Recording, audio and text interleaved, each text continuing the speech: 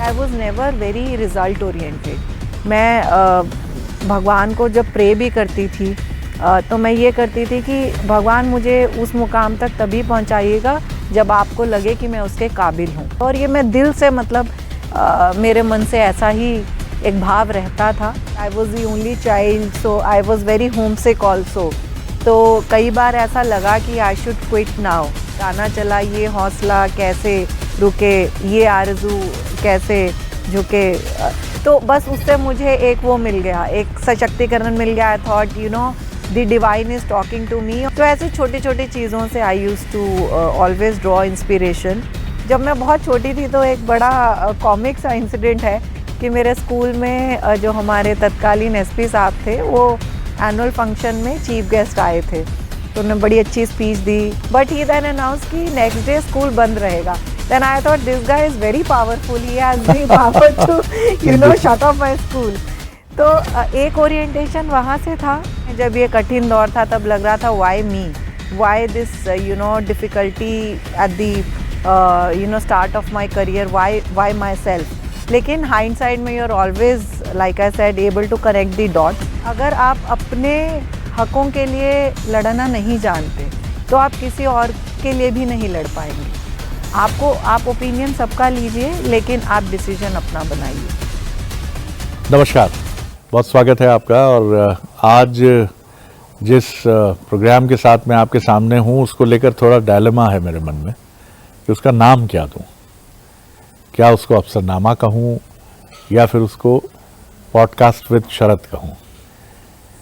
तो आप ये समझिए कि दोनों के बीच का ये प्रोग्राम है। पॉडकास्ट के वो माइक जो है वो आपको शायद नज़र नहीं आएंगे, लेकिन आप महसूस करिए कि वो हैं। और अफसरनामा इसलिए आप इसको समझिए कि जो मेरे साथ ऑफिसर हैं वो अखिल भारतीय पुलिस सेवा की अधिकारी हैं और बड़ी दिलचस्प उनकी जो अब तक की जर्नी है। छत्तीसगढ़ काडर की 2014 बैच की वो ऑफिसर हैं और मौजूदा दायित्व उनका बलौदा बाज़ार एसपी का है और एक नेशनल लेवल की वो प्लेयर रही हैं। इसके अलावा इंटरनेशनल अवार्ड पुलिसिंग में उन्हें मिला है और अपने माता पिता की जो चिकित्सक दंपत्ति जिन्हें आप कह सकते हैं, उनकी अकेली संतान वो रहीं। और इंजीनियरिंग के बैकग्राउंड के बाद उन्होंने पहले ही अटेम्प्ट में सफलता हासिल की, लेकिन उनका जो व्यक्तित्व और उनकी जो यहाँ तक की अब तक की यात्रा है, अभी तो बहुत सारे साल हैं, बहुत सारी उपलब्धियाँ हैं, वो सब होंगी, आगे बढ़ती चलेंगी चीज़ें। तो दोनों के बीच में कहीं महसूस कीजिएगा इस प्रोग्राम को आप। तो मुलाकात करिए। मेरे साथ हैं बलौदा बाज़ार एसपी 2014 बैच की आईपीएस ऑफिसर छत्तीसगढ़ काडर की भावना गुप्ता जी। बहुत स्वागत करता हूँ। थैंक यू शरद जी। मैं दोनों के बीच में आज इस प्रोग्राम को इसलिए इमेजिन कर रहा हूँ क्योंकि आज हम आपसे बहुत सारी चीज़ें ऐसी सुनना चाहेंगे, जानना चाहेंगे जो लोगों को बहुत प्रेरित करती हैं। हम जब भी समाज में होते हैं, कई बार हमारे साथ हमारी बहुत सारी हिडन स्टोरीज़ जो हैं वो लोगों को पता नहीं चलती हैं। थोड़ा आपको पीछे ले चलूँगा। पंजाब और पंजाब तो पंजाब ही है जी। पंजाब खुश मिजाज, पंजाब मस्त रहने वाला, पंजाब खाने पीने का शौकीन पंजाब। थोड़ा सा अपने बैकग्राउंड के बारे में हमें बताइए कि जब आप एक टीनेज 14-15 साल की थी तो किस तरह आप अपने लोकल को, अपने पेरेंट्स की, उनके अपब्रिंगिंग को, उनके अफेक्शन को किस तरह से फील कर रही थी, बताइए ज़रा अपने बारे में।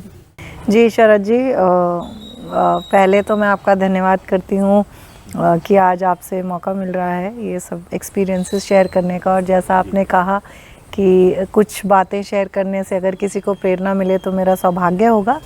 तो मैं बेसिकली 14 बैच से हेल करती हूँ और अग्रिम कुछ सेवाएं मेरी पश्चिम बंगाल में रही। उसके बाद छत्तीसगढ़ में 2020 में से यहाँ पे कार्यरत हूँ और अपब्रिंगिंग मेरी पंजाब में रही। एक बहुत छोटा सा गांव है मौड़ मंडी, डिस्ट्रिक्ट भटिंडा में, वहीं से मैं हेल करती हूँ और दोनों पेरेंट्स डॉक्टर हैं और बचपन से उनको संघर्ष करते हुए देखा और उन्होंने भी जो प्रेरणा है मुझे हमेशा जीवन में खुद के दम से कुछ करने की प्रेरणा दी। आपने एक शब्द में थोड़ा उस पर ठिठका, आपने एक शब्द का प्रयोग किया, बचपन से उनको संघर्ष करते देखा। तो जाहिर है उनकी कोई कहानी होगी दोनों की, या तो वो बहुत अपने वैल्यू बेस्ड लाइफस्टाइल को लेकर आगे बढ़े होंगे। क्या वो गवर्नमेंट जॉब में रहे? जी, इनिशियली दोनों जो पेरेंट्स हैं वो गवर्नमेंट जॉब में रहे, और फिर इवेंचुअली उन्होंने पहले मदर ने जो है रेजिग्नेशन देके और बाद में फादर ने ज्वाइन करके अपना प्राइवेट सेटअप किया। लेकिन जो मेरी मदर हैं उनकी लाइफ से मैं काफ़ी प्रेरणा लेती हूँ। And when she was in college first year, तो अनफॉर्चुनेटली माय नाना जी ही had expired and in a very unfortunate train accident. So and she had two elder brothers who were also at that time mentally not very sound. तो उनकी जो मेरी नानी हैं जो अभी भी हमारे साथ हैं और उनसे भी मैं प्रेरणा लेती हूँ। तो जब ये हादसा हुआ मेरी मदर के फैमिली में, तो उनको जो है अनुकंपा नियुक्ति मिला, वो टेलीफोन एक्सचेंज में काम करते थे। So my grand mother in those times she raised my mother alone, और उनको डॉक्टरी की पढ़ाई कराई जब वो समय उतना नहीं था कि लड़कियां उतना आगे बढ़ती। But she also became very self made. Early 70s and they had migrated from Amritsar that time, and the otherwise situation in the state was also volatile. तो वो सब संघर्ष उन्होंने देखे, और मेरे फादर भी बहुत ही एक सामान्य बैकग्राउंड से आते थे। 8 भाई बहन थे वो, but my father was the only one two become doctor. और फिर उसके बाद में उन्होंने पोस्ट ग्रेजुएशन किया, काफ़ी सेल्फ मेड रहे, पूरी फैमिली को भी उन्होंने इस्टेब्लिश किया। तो हमेशा मैंने उनके जीवन से ये प्रेरणा ली कि you know you have to do something that outlives your own life. आप अपने लिए तो हमेशा कुछ करते हैं, आप समाज के लिए क्या कर रहे हैं, आप अपने बाकी लोगों के लिए क्या कर रहे हैं, वो बहुत महत्वपूर्ण है। आपकी भी जर्नी के बारे में हम जितना जानते हैं कि कोटा जब आप गईं तो आपको अकेले भेज दिया गया और ब्रदर्स को कहा बस जाओ कमरा देख लो। तो ये उनको पता भी था कि किसी बच्चे को या किसी टीनेज को अगर आप एक स्वतंत्रता दे रहे हैं या उसको आप थोड़ा सा चिंता में भी डाल रहे हैं कि अब तुम घर का कंफर्ट ख़त्म, तो आप उसको दरअसल सिखा रहे होते हैं। लेकिन ये प्रोसेस बड़ी केयरफुल तरीके से होनी चाहिए, क्योंकि अगर ये कुछ ज़्यादा हो गई तो बच्चा डिप्रेशन में जा सकता है, हम एडोलेसेंट एज में है, उसको कोई तकलीफ हो सकती है। आपने इसको कैसे हैंडल किया? बहुत सारे जो एस्पिरेंट्स हैं, युवा हैं, वो आज आपको सुन रहे हैं, तो आप कैसे डिफाइन करेंगी कैसा वो मोमेंट था जब आपको पता चला कि अब घर छूट रहा है और अकेले सब करना है? जी definitely Sharad ji, it was very emotional, क्योंकि मैं एक बहुत छोटी जगह से आती थी और मेरी basically family background medical profession से थी। But I decided that I have to UPSC का ओरिएंटेशन उसी समय से था, तो सोचा कि इंजीनियरिंग में थोड़ा अर्ली ग्रेजुएशन करके and have professional security also and then move on to the competitive exam. तो हमारे समय में कोटा काफ़ी फेमस होता था जेई की तैयारी करने के लिए। तो again I mean my parents said that you know आपने, I think that the feeling always was कि you take your decisions and you live by your consequences. तो आपने चूज़ किया है, आपको जाना है, आप जाइए और आप संघर्ष करिए और ख़ुद को इस्टेब्लिश करिए। तो वो जो है आई थिंक बहुत इम्पॉर्टेंट है, क्योंकि मुझे ऐसा लगता है कि आज के समय में भी we should trust our children. और वो ट्रस्ट क्या होता है, वो म्यूचुअली रिवॉर्डिंग होता है, वो आपको it travels back to you. और as a parent now I have a small daughter, I think that's what I also try to practice myself, that you have to show your children the right path. आप उनको दिखाइए, फिर चलना उनके अपने संस्कारों पे है। तो आपको उनको बिलीव भी करना है, आपको उनको सपोर्ट करनी है, लेकिन आपको इतना डिपेंडेंट नहीं बना देना कि वो अपने से जो है चुनौतियों का सामना ना कर सकें। और जब तक आप अपने फेलियर्स नहीं देखेंगे, success will come only after you have failed 1000 times. So you have to have your failures, you have to face them. जब मैं कोटा गई, मैं 10th में खुशकिस्मती से जो है मैंने अपना डिस्ट्रिक्ट टॉप किया था उस समय CBSE में। तो फिर जब कोटा गए देन आई सॉ कि कितना लार्जर कंपटीशन है, you are just fish in the pond and then you see that you have the best minds of the country. एक छोटा सा सवाल मेरे मन में, जब आप कोटा गई जी तो मेडिकल में इंक्लिनेशन नहीं था आपका, पीएमटी या प्री मेडिकल टेस्ट? जी, ये घर में 2 डॉक्टर्स हैं, मम्मी पापा हैं वो। नहीं, पेरेंट्स ने हमेशा मतलब they gave me the freedom कि आप अपना स्ट्रीम चूज करिए, बट मुझे थोड़ा सा पाथ ऐसा क्लियर था। I thought that I should get into a very competitive exam, I should test myself rather in a competitive exam, क्योंकि मुझे आगे चल के उससे भी एक बड़ा कॉम्पिटिशन लड़ना है। तो I wanted to test myself, not that medical is not competitive, but उस समय जेई का काफ़ी एक क्रेज़ था। एंड ऑनेस्टली स्पीकिंग मेरा मैथ्स बहुत स्ट्रॉन्ग सब्जेक्ट नहीं था, so I wanted to test myself there कि क्या मैं अपने कंफर्ट जोन से बाहर जाके can I do something. So maybe उस समय इस प्रकार की एक सोच थी। कोई ऐसा अब तक की कोटा तक की जर्नी की मैं बात करूं, कोई ऐसा अनुभव आपको जो आपको लगता हो कि उसने आपको बहुत तकलीफ भी दी और बहुत सिखाया भी, कुछ याद आता है आपको? ऐसे बहुत सारे छोटे छोटे अनुभव हैं, like you just keep failing. और मतलब मैं in fact I was the only child, so I was very homesick also. तो कई बार ऐसा लगा कि आई शुड क्विट नाउ। फिर मुझे याद है दैट बीच में ऐसा हुआ 11th के एंड में देयर वाज प्रेशर सडनली। जो 10th का हमारा पढ़ाई का लेवल होता है और जो आप कॉम्पिटिटिव एग्जाम में करते हैं उसमें काफ़ी डिफरेंस आ जाता है। And it's very challenging for most children including my self. I was also just student, तो वो काफ़ी चैलेंजिंग था, लेकिन छोटी छोटी चीज़ों से मैं सीख ले लेती थी। ऐसे ही एक दिन मुझे ध्यान है कि मेरे टेस्ट रिजल्ट्स उतने अच्छे नहीं आ रहे थे, successively I was dropping back in the batches despite my best efforts. तो मैंने टीवी ऑन किया तो एक गाना चला, ये हौसला कैसे रुके, ये आरज़ू कैसे झुके। तो बस उससे मुझे एक वो मिल गया, एक सशक्तिकरण मिल गया। I thought the divine is talking to me, और मैंने टीवी ऑन किया है और ये गाना चला है, तो मे बी मेरे लिए एक मैसेज है। तो ऐसे छोटी छोटी चीज़ों से I use to always draw inspiration. And ऐसे समय में बहुत इम्पॉर्टेंट होता है कि पेरेंट्स भी आपको सपोर्ट करें, they are standing behind you, they trust you, they trust the efforts you are putting in, तो सारी चीज़ें आसान हो जाती हैं। फिर IIT मुंबई जाना हुआ, फिर वहाँ से कहाँ से ये थॉट अंदर आया कि ऑल इंडिया सर्विसेज में जाना है? ये कैसे ये बात मन में आई? किसी ने ये आप कोई प्लांट हुआ ये मन में, ये जर्मिनेशन सीड्स का कहाँ से हुआ ये? पब्लिक ओरिएंटेशन तो फैमिली की ओर से हमेशा से रही थी कि आप कुछ ऐसा करिए जिसमें लोगों को आप डायरेक्टली लाभान्वित कर सकें, चाहे आप सोशल एंटरप्रेन्योरशिप करिए।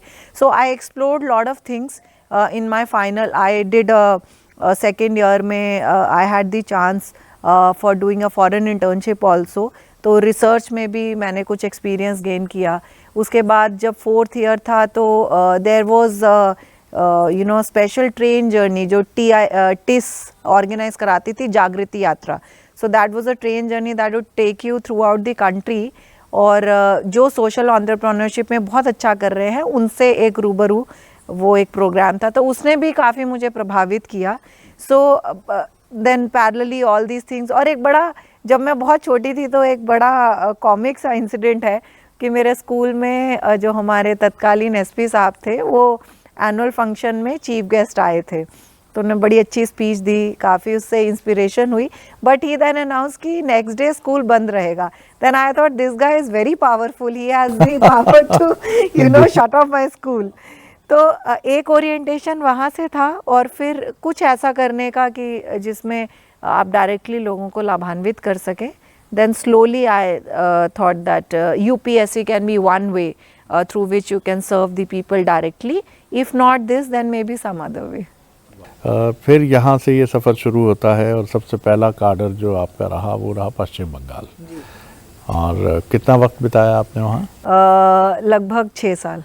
6 साल, एक बड़ा सिग्निफिकेंट आपका समय रहा, यानी एक जिसे कहा जाता है एक लर्निंग का वक्त जो था, और मजबूत होने का जो समय था वो वहाँ रहा। और फिर मैरिज हुई आपकी, और वो भी अखिल भारतीय सेवा के IAS अधिकारी हैं। राहुल जी छत्तीसगढ़ कार्य के ही हैं, इसलिए छत्तीसगढ़ आना अब ज़रूरी हो गया था। जी। और कुछ प्रोसीजरल चीज़ें थीं जो बीच में उतनी कंजेनाइटल नहीं थी और बाधा भी बन रही थी। स्वाभाविक है, प्रोसीजर्स हैं, उनसे आपको लड़ना है। लेकिन आपने जिस तरह उसका सामना किया, जितना मैंने सुना उसके बारे में, कि ये मैटर सुप्रीम कोर्ट गया और वहाँ फिर आपने खुद इसको रिप्रेजेंट किया। जी, वो एक कठिन पीरियड था मेरे और मेरे हस्बैंड दोनों के लिए, क्योंकि बेसिकली एक प्रोसीजरल इशू था that I had to transfer from my erstwhile state to the state of Chhattisgarh, and there is a all India policy which makes allowance for such, but उसमें स्टेट्स के NOC की requirement होती है जो हमें नहीं उस समय इजीली मिल रहा था, so for which we had to go to the court. तो इससे भी मैं कहूँगी कि मुझे काफ़ी सीख मिली। उस समय जब ये कठिन दौर था तब लग रहा था why me, why this difficulty at the start of my career, why myself. लेकिन हाइंडसाइड में you are always, like I said, able to connect the dots. और मुझे लगता है कि जो पुलिसिंग की जॉब है, it is essentially to fight for rights of the others. और अगर आप अपने हकों के लिए लड़ना नहीं जानते तो आप किसी और के लिए भी नहीं लड़ पाएंगे। और उस प्रोसेस ने मुझे काफ़ी कुछ सिखाया।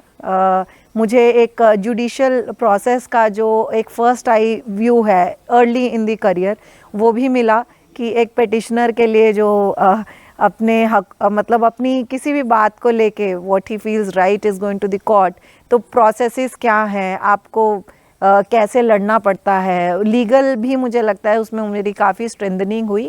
And eventually it was about what I believed is right, and putting your perspective in the right light before the right forum. And like I said कि आपको अपने जीवन में आपके संघर्ष तो हमेशा आएंगे, but you and there'll always be naysayers, there'll be people who will feel कि क्या सही है क्या गलत है। आप ओपिनियन सबका लीजिए, लेकिन आप डिसीजन अपना बनाइए। मैंने आपको हमेशा देखा, हम सब ने आपको देखा कि आप महिलाओं को, लड़कियों को लेकर एक बड़ा वल्नरेबल कॉर्नर है आपके मन में, और आपने बहुत कुछ देखा भी होगा अभी अपने इस करियर में। अभी आप युवा ही हैं, बल्कि युवा हैं, तो क्या आप पाती हैं कि हमारी इस नॉर्दर्न पट्टी में, मुझे एक किताब भी याद आती है अनुराधा बेनीवाल की, आज़ादी माय ब्रांड, मेरी बड़ी फेवरेट किताब है, जिसमें वो कहती हैं कि किस तरह हरियाणा जैसी कंजर्वेटिव, माफ़ कीजिएगा, सोसाइटी में एक लड़की के प्रति निगाह होती है और एक मेल शोविनिज्म और तमाम चीज़ें जो हैं। तो आपने क्या देखा? आज अगर मैं आपसे पूछूं कि लड़कियों, महिलाओं के कोर इश्यूज़ आपको क्या दिखते हैं, क्या वो अपनी आवाज़ आज भी नहीं उठा पाती हैं? शरद जी, आई थिंक इसमें I would say that we have walked lot of distance, but there are miles to be covered, and women in our country, it's not a single section, क्योंकि बहुत सारी और आइडेंटिटीज़ हैं जो इम्पोज होती हैं, चाहे आप उसको कास्ट आइडेंटिटी बोलें, community identity, the region from they hail, also the social strata. तो ये मल्टीपल लेयर्स हैं जो निर्धारित करती हैं कि आपके लिए सोसाइटी कैसी है, unfortunately. And we have to eventually march to a situation जब ये और आइडेंटिटी मैटर ना करे, आपका ह्यूमन होना और आपकी कैपेबिलिटी मात्र मैटर करे। But that's a work in progress, lot has been done even on the policing side. जिस प्रकार की like if we see even the number of the share number of women in police, अगर आप 10 साल पहले compare करेंगे तो वो नंबर डेफिनेटली बढ़ा है।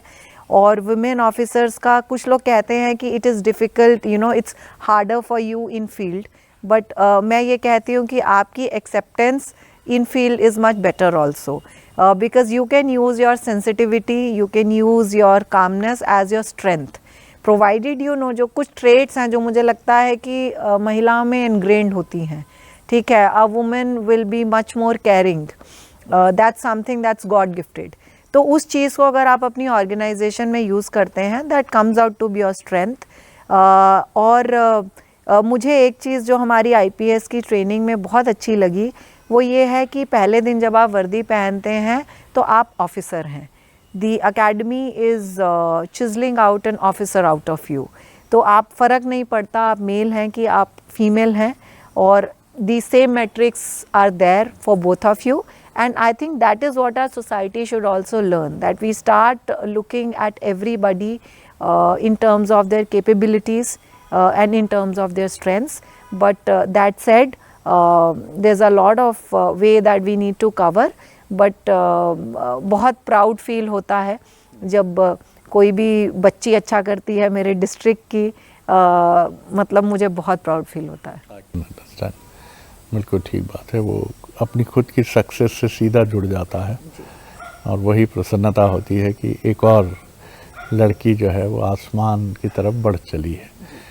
कंक्लूड करते हुए एक दो सवालों से ख़त्म करूँगा. एक बड़ा खूबसूरत रिश्ता है जब आप दाम्पत्य जीवन में प्रवेश करते हैं, और मुझे ये भी, मैं ये नहीं कहूँगा कि मुझे कोई बहुत आश्चर्य हुआ, लेकिन ये भी एक बड़ा दिलचस्प मसला है कि आप लोगों ने अरेंज मैरिज की प्रोसेस, अरेंज या एक दूसरे को पसंद करने की, दोनों के बीच का एक रास्ता था. कैसे ये कहानी आगे बढ़ी? राहुल जी छत्तीसगढ़ काडर के आईएएस ऑफिसर हैं, तो कहाँ से ये कहानी आगे बढ़ी? थोड़ा सा इस खूबसूरत रिश्ते के बारे में बताइए. जी, I feel very blessed that I have a very understanding family, और राहुल जी मेरे जीवन में हैं, और like they say that marriages are made in heaven and celebrated on earth. तो उसी प्रकार का ये है. और हमारी जो इनिशियल मुलाकात है वो मैं 2014 बैच से हूँ, वो 16 बैच से हैं, तो ऐसे म्यूचुअली परिचित हुए, फिर एक दूसरे को समझा, और एक मूलभूत जो you know the basic things that drive us in life. I think जब भी आप एक पार्टनर चूज़ करते हैं तो वो चीज़ें बहुत इम्पॉर्टेंट है, that what is your becoming, what are your motivations in life. तो बहुत सौभाग्य रहा कि वो एक बेसिक अंडरस्टैंडिंग हमारी काफ़ी एक दूसरे से मिलती हुई थी, और उसी से फिर चीज़ें आगे बढ़ी और शादी हुई, और अभी we have a small daughter also, so we are very happy. और जो कहते हैं कि एक सक्सेसफुल पुरुष के पीछे महिला है, I think it is the other way around also. For you to be successful you need to have a very strong man standing behind you.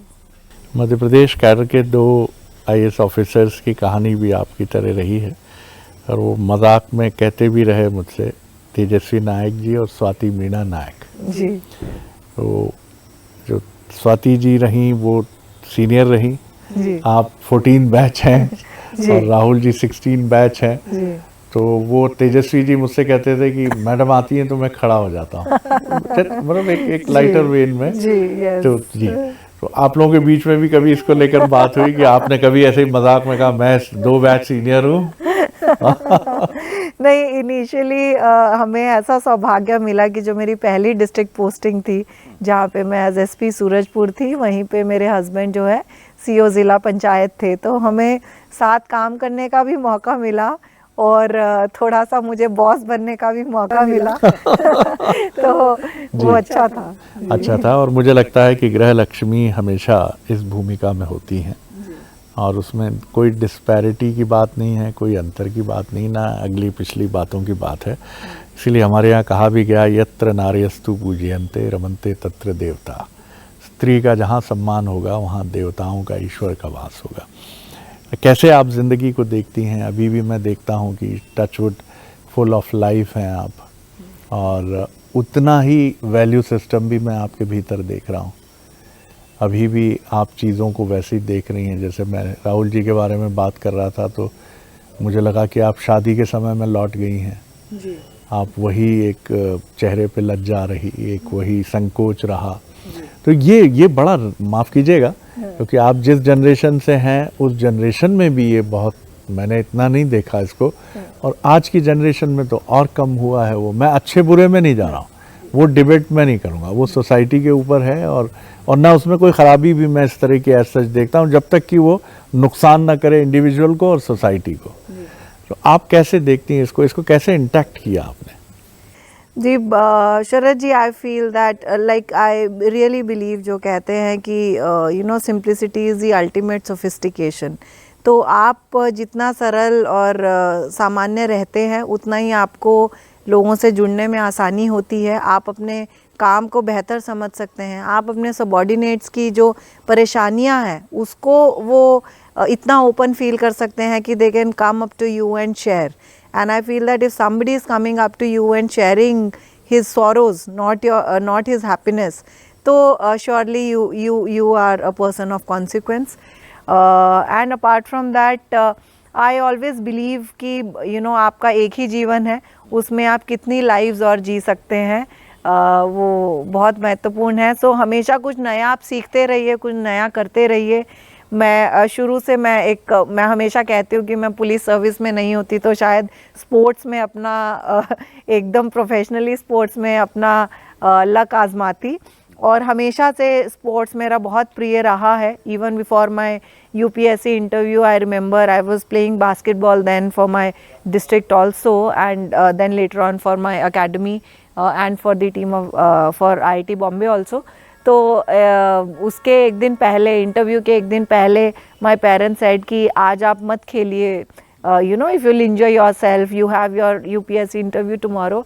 मैंने कहा I can give the interview with a broken leg but I can not go with a broken mind. So to refresh myself I need my playing hours. और अभी भी सौभाग्य है कि Chhattisgarh badminton team के लिए खेलने का मौका मिल रहा है लगातार। और अभी हाल ही में I tried my luck at skating also. तो मुझे ये कुछ नया करते रहना हमेशा अच्छा लगता है। तो वो आपको ऑक्यूपाइड रखता है, आपको जो आपने कहा कि एक सरलता आप में रखता है, आप में मतलब आपको एक you can say you know that gives all the essence to life essentially. क्या बात है, क्या बात है, वाह, बहुत अच्छा लगा भावना जी आपसे बात करके। और बहुत सारे मैसेजेस आपने हमें और हमारे उन एस्पिरेंट्स को जो अखिल भारतीय सेवा या राज्य स्टेट सर्विसेज में आना चाहते हैं, और सबसे बड़ा मैसेज तो यही था कि एक खिलाड़ी कभी हारता नहीं। भावना जी के खिलाड़ी वाले पक्ष पे हमने थोड़ी कम बात की, लेकिन वो नेशनल लेवल की बैडमिंटन प्लेयर रही हैं, और होती तो शायद साइना की तरह या पीवीएस सिंधु की तरह आज वो अगर चुनती प्रोफेशनली इसको तो वो यहाँ भी चैम्पियन ही होती। इसके अलावा जब वो अपनी एकेडमी में थी हैदराबाद में, तो वहाँ भी मेरे ख्याल से द बेस्ट वहाँ कैंडिडेट के तौर पर आप उभर कर सामने आई थी। तो देखिए, चीज़ें एक दूसरे की सप्लीमेंट हैं, और एक खिलाड़ी कभी हारता नहीं है, परेशान हो लेता है, झुंझला जाता है, आंसू भी आ जाते हैं आंखों में, लेकिन गिव अप नहीं करता। उसे मालूम है फिर सूरज निकलेगा, फिर मैदान अगले दिन खड़ा होगा, फिर वही अपोनेंट होगा जिसने लगातार हराया है, लेकिन मैं एक दिन उसे हरा सकता हूँ। और चंदू चैम्पियन तो याद कीजिए कि जो रोज़ आपके भीतर आवाज़ कह रही नहीं निकल पाएगा, कंपटीशन नहीं हो पाएगा, तो थक गया है यार, पीछे हट जा, उससे जिस दिन आप चैम्पियन बनते हो वही चैम्पियन है। भावना जी, बहुत अच्छा लगा इस बातचीत से, और अब इस बातचीत में इतना ही। फिर मैं दुविधा में तो हुई, तो पॉडकास्ट या अफसरनामा या दोनों के बीच खड़ी इस बातचीत में इतना ही। अगली बार एक और किसी पर्सनैलिटी के साथ मुलाकात करेंगे। नमस्कार।